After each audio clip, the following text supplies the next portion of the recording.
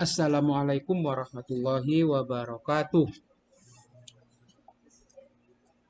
Bertemu kembali dalam pembelajaran daring. Kali ini kita akan belajar tentang buku Erlangga Express, yaitu materi keempat dan materi kelima. Persiapan USBN 2021. Materi keempat yaitu prediksi kejadian berdasarkan isi bacaan.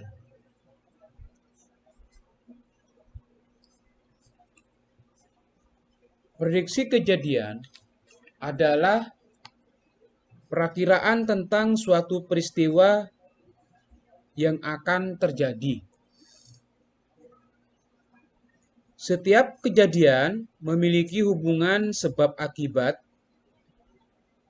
yang saling berkaitan.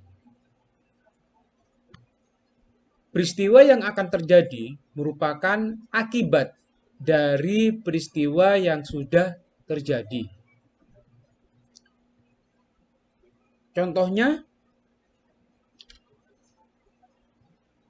hari ini jam 12 sampai jam 2 terjadi hujan. Nah, jam 12 sampai jam 2 hujan turun dengan deras. Itu contohnya. Maka akibatnya ataupun di situ bisa diprediksi, maka akan terjadi banjir. Jadi prediksi itu adalah hubungan sebab akibat. Sebabnya hujan, nanti akibatnya adalah banjir. Itu contohnya. Untuk dapat memprediksi kejadian selanjutnya, kita perlu memahami kejadian atau peristiwa sebelumnya. Jadi peristiwa sebelumnya apa? Hujan selama 2 jam. Terus prediksi selanjutnya apa? Akan terjadi banjir. Nah, itu maksud dari prediksi kejadian dari sebuah teks. Kita juga dapat memprediksi kejadian yang terjadi sebelumnya dengan mengaitkan kejadian setelahnya. Di sebuah puncak terjadi longsor. Nah, apa prediksi kejadian yang terjadi sebelumnya? Pasti di situ terjadi penebangan hutan secara besar-besaran. Maka terjadi longsor. Ya. Jadi berita yang disampaikan di sebuah tebing itu terjadi longsor, itu berita hari ini. Terus prediksinya yang terjadi sebelumnya itu apa? Sehingga terjadi longsor, terjadi penebangan pohon secara besar-besaran. Jadi kita juga bisa memprediksi kejadian yang terjadi sebelumnya dan bisa memprediksi kejadian yang terjadi selanjutnya. Prediksi kejadian yang tepat dapat diketahui dengan membaca keseluruhan isi teks. Tanpa kalian membaca keseluruhan, kalian tidak akan bisa memprediksi apa yang akan terjadi. Kemudian, setelah membaca keseluruhan isi teks, pilihlah kemungkinan terjadinya peristiwa berdasarkan kejadian sebelumnya dan sesudahnya. Perhatikan topik bahasan dan keterkaitan antara kalimat sebelum dan sesudahnya. Jadi, di sini untuk prediksi itu tidak disebutkan secara detail di dalam bacaan. Kalian bisa menentukan prediksi itu sesuai dengan bacaan yang disediakan. Kira-kira kalau ceritanya seperti ini, nanti prediksinya akan terjadi apa? Contohnya, di dalam sebuah bacaan itu dijelaskan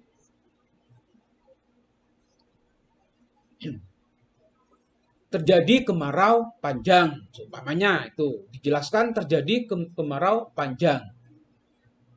Terjadi penebangan hutan secara besar-besaran. Nah, kira-kira peristiwanya apa? Dengan adanya kemarau panjang, terus hutannya itu ditebang, apa yang terjadi? Maka peristiwa prediksinya itu adalah kebakaran hutan. Jadi kebakaran hutan itu tidak disebutkan di dalam bacaan. Tapi kita bisa memprediksi, kita bisa menyebutkan kira-kira yang terjadi kalau ada kemarau panjang dan penebangan hutan, pohon secara besar-besaran, maka akan terjadi kebakaran. Ini tentang prediksi ini bisa diambil dari bacaan atau kita bisa memprediksi apa yang akan terjadi. Kita perhatikan contoh soalnya. Contohnya seperti ini. Terumbu karang adalah ekosistem yang tidak ternilai harganya. Terumbu karang menyediakan habitat untuk hidup dan berkembang biak binatang laut. Terumbu karang juga melindungi daerah pesisir dari gelombang badai. Terumbu karang harus dijaga sebaik-baiknya. Jangan sampai ada yang merusak terumbu karang. Kejadian apa yang dapat diprediksi jika terumbu karang rusak? Perhatikan bacaannya. Di situ terumbu karang ekosistem yang tidak ternilai harganya. Itu ada di daerah laut. Daerah laut berhubungan dengan gelombang. Daerah laut berhubungan dengan ikan. Ya, ikan yang hidup di daerah laut. Nah, kira-kira kalau rusak terumbu karangnya itu apa yang terjadi? Yang A, terumbu karang yang rusak akan mengurangi populasi ikan. Nah, yang A. Yang B, terumbu karang yang rusak akan berdampak pada gelombang laut. Oke. Yang C, terumbu karang yang rusak akan membunuh ikan-ikan besar. Yang D, terumbu karang yang rusak akan memengaruhi kondisi air laut. Kita bahas A sampai D. Terumbu karang yang rusak akan mengurangi populasi ikan. Populasi berarti kehidupan ikan itu akan berkurang dengan rusaknya terumbu karang. Tuh, bisa terjadi seperti itu. Yang B, berdampak pada gelombang laut. Sudah dijelaskan di atas bahwa di situ bisa berdampak pada gelombang laut. Kita nanti ambil mana yang paling umum, yang paling khusus dari jawaban yang tersedia. Terumbu karang membunuh ikan-ikan besar. Nah, di sini terumbu karang bukan membunuh, tapi di sini tempat hidup. Berarti salah yang C. Karena di situ ada kata-kata membunuh. Dan ikan-ikan besar itu bukan di daerah pantai. Di sini terumbu karang ini hidupnya di daerah pantai yang dekat dengan daerah yang dekat dengan pantai. Terumbu karang itu hidup atau ada di daerah laut yang dekat dengan pantai. Dan ikan-ikan besar itu ada di laut bebas. Terumbu karang mempengaruhi kondisi air laut. Tidak disebutkan di bacaan, itu tidak ada hubungannya dengan kondisi air laut. Air laut itu tetap. Jadi, kejadian yang dapat diprediksi itu, apabila terumbu karang rusak, yang paling tepat, yang lebih khusus itu adalah yang mengurangi populasi ikan.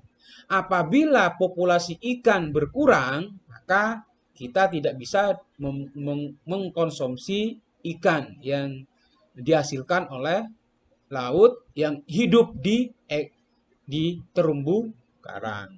Ini contoh yang pertama. Contoh yang kedua, perhatikan bacaannya.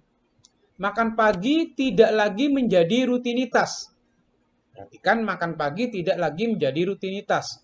Orang tua biasanya hanya memberikan bekal untuk makan anak di sekolah.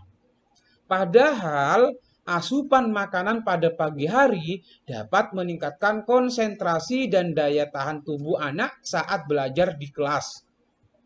Kurangnya asupan makanan membuat anak lemas dan sulit berkonsentrasi dalam menerima pembelajaran dari guru di kelas. Di situ dijelaskan kita hanya membawa bekal dan bekal itu dimakan pada saat istirahat. Otomatis pembelajaran sebelum istirahat kita tidak mempunyai tenaga, kita lemas. Nah, konsentrasi buyar. Di situ prediksi kejadian yang akan terjadi sesuai dengan bacaan tersebut apa? Apabila tidak makan, otomatis lemas, tidak berkonsentrasi, dan daya tahan tubuh menurun. Nah, apa kira-kira prediksinya dari bacaan tersebut? A. Guru akan kesulitan mengajar di kelas karena banyak siswa yang lemas dan tidak berkonsentrasi pada jam pelajaran. B. Siswa akan bermain-main di dalam kelas karena terlalu bosan. C. Banyak siswa yang makan di kelas karena belum makan pagi. D. Sarapan akan membuat anak terlambat berangkat ke sekolah. Kira-kira kalau konsentrasi tidak ada, maka penjelasan guru itu tidak maksimal. Kalian ingat yang ada di kepala, ingat makan. Nah, jadi prediksinya itu guru akan kesulitan dalam mengajar, akan kesulitan dalam memberi pemahaman kepada siswa karena siswa itu tidak konsentrasi dan siswa itu lemas. Ini adalah prediksinya. Maka jadi prediksi di sini dalam contoh soal ini adalah prediksi setelah prediksi sesudahnya. Ya, prediksi dengan sesudah tidak makan pagi, dengan tidak konsentrasi, maka karena prediksi selanjutnya adalah guru akan kesulitan. Bukan siswa akan bermain-main, malah bikin siswa malas bermain karena tidak punya tenaga. Ya, jadi siswa tidak makan, siswa banyak yang makan, itu juga bukan prediksi yang sesuai. Kenapa? Karena di dalam kelas itu tidak boleh makan. Dan karena nomor D, jawaban yang D itu sarapan akan membuat anak terlambat. Nah, di situ kan tidak sarapan di situ di dalam bacaan. Tidak makan pagi, maka yang D itu tidak sesuai. Jawaban yang tepat adalah A. Di dalam buku Erlangga Express itu di halaman 18 dan nomor 22 itu ada soal pendalaman. Kalian kerjakan uji kemampuannya, dikerjakan di buku Erlangga Express-nya. Selanjutnya materi kelima, yaitu perbandingan dua teks. Perbandingan dua teks maksudnya itu adalah membandingkan dua teks yang bisa kalian cari kesamaan ataupun perbedaan. Di dalam sebuah soal itu disediakan dua buah teks. Dari dua buah teks tersebut, kalian bisa mencari persamaan yang dibahas ataupun perbedaan yang dibahas. Cara menentukannya adalah persamaan teks dapat dilihat dari kesamaan masalah yang dibahas dalam teks tersebut. Dua teks juga memiliki perbedaan isi teks. Perbedaan isi teks dapat dipahami berdasarkan informasi atau masalah yang disajikan dalam kedua teks. Perhatikan contohnya, di sini ada 4 teks. Ada 4 teks. Teks yang pertama, hujan sepanjang malam tidak berhenti. Akibatnya, sungai di kampungku meluap. Luapan air sungai tersebut masuk ke kampung sehingga pagi tadi kampung kami masih kebanjiran. Setiap keluarga di kampung bergotong royong membersihkan lumpur yang masuk ke rumah. Itu teks yang pertama. Teks yang kedua, setiap tahun menjelang peringatan Hari Kemerdekaan RI, beragam lomba digelar mulai dari panjat pinang, makan kerupuk, memecahkan air, memasak atau olahraga. Lomba tersebut melibatkan baik anak-anak, remaja maupun orang tua. Dengan diadakannya lomba, peringatan HUT RI menjadi meriah. Itu teks yang kedua. Teks yang ketiga, kegiatan pramuka dapat menjadi benteng dalam mendidik dan membina generasi muda. Anggota pramuka akan memiliki jiwa tangguh, terampil, cerdas, dan disiplin. Kegiatan tersebut membentuk karakter dan membangun kekuatan jasmani. Pada setiap kegiatannya bisa dilakukan secara individu atau kelompok. Salah satu kegiatan pramuka yang menyenangkan adalah berkemah. Itu teks yang ketiga. Teks yang keempat. Berbagai kegiatan lomba diadakan di sekolah. Lomba tersebut diadakan dalam rangka memeriahkan HUT RI. Kegiatan lomba tersebut antara lain kebersihan kelas, balap karung, berpidato, baca puisi, dan melukis. Para siswa mengikuti lomba setelah upacara bendera. Para siswa boleh mengikuti lomba lebih dari satu jenis. Itu teks yang keempat. Perhatikan sekarang. Teks yang pertama itu membahas apa? Membahas banjir. 4. Teks yang kedua membahas apa? Membahas lomba Agustusan. Tepat. Yang ketiga membahas apa? Membahas kegiatan pramuka. Oke, teks yang keempat, lomba Agustusan. Persamaannya antara teks 1, 2, 3, dan 4 itu teks berapa saja? Oke. Silakan kalian jawab. Itu sangat gampang sekali. Antara teks 1 sampai teks 4 itu mempunyai topik yang dibahas. Kira-kira yang sama itu teks berapa? Teks 1 atau 2? Teks 1 dan 2? Teks 2 dan 3? Teks 2 dan 4? Atau teks 3 dan 4? Contoh yang kedua. Teks 1 memiliki tas kulit dapat membuat penampilan semakin modis, namun sangat menyebalkan jika tas kulit kesayangan terkena noda. Tas kulit yang terkena noda dapat dibersihkan, campurkan air dengan 3 tetes deterjen cair, semprotkan campuran tersebut ke bagian yang terkena noda, lalu lap menggunakan kain kering. Teks yang kedua, ada tips sederhana yang dapat diterapkan saat membeli tas kulit. Pertama, cek baunya. Tas kulit asli akan memiliki bau khas, sedangkan yang palsu akan cenderung berbau bahan kimia seperti karet. Kulit asli cenderung tidak beraturan, sedangkan kulit palsu lebih licin. Dapat pula dites dengan cara dibakar. Tas kulit asli tidak akan cepat terbakar, sedangkan tas kulit palsu akan cepat meleleh. Selain itu, harga tas kulit asli lebih mahal dibandingkan tas kulit palsu. Bisa membedakan antara teks 1 dengan teks 2. Di sini pertanyaannya perbedaan isi kedua teks tersebut. Teks 1 apa yang dibahas? Teks 2 yang dibahas tentang apa? Sama-sama membahas tas kulit. Tapi yang teks 1 itu cara membersihkan dari noda. Cara membersihkan tas kulit dari noda. Sedangkan teks kedua di situ cara memilih atau membedakan tas kulit dari yang asli dan yang palsu. Kira-kira jawabannya apa? A, B, C, atau D? Perhatikan. Teks yang pertama itu bagaimana cara membersihkan tas kulit dari noda. Ada yang A, B, C.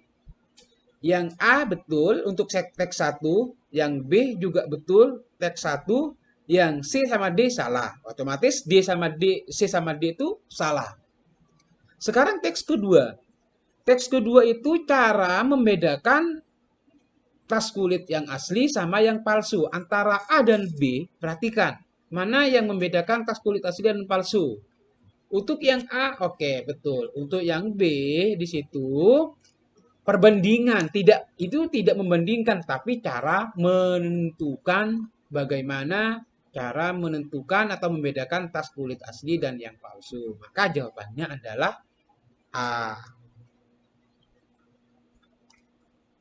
Terima kasih.